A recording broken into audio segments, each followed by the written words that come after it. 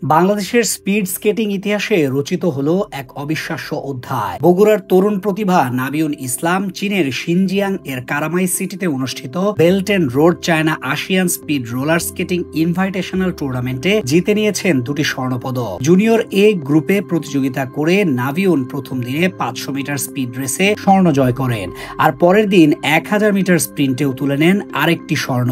17টি দেশের 300 জন স্ক্যাটারের মধ্যে এই ডাবল গোল্ড জয় বাংলাদেশী হিসেবে প্রথম, যা এশিয়ান স্তরে অভূতপূর্ব সাফল্য।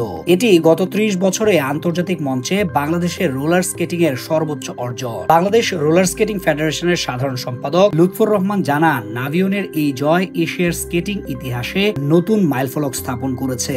একই আসরে বাংলাদেশের আথার শিহাব আদিত্য জয় করেছেন দুটি রৌপ্য পদক। নিজের বাবার তত্ত্বাবধানে বগুড়ার রোলার স্কেটিং ক্লাবে অনুশীলন করা নাভিয়ন আগেও জাতীয় পর্যায়ে দুটি রৌপ্য ও রোপ স্কিপিং এ জেলা চ্যাম্পিয়ন ছিলেন।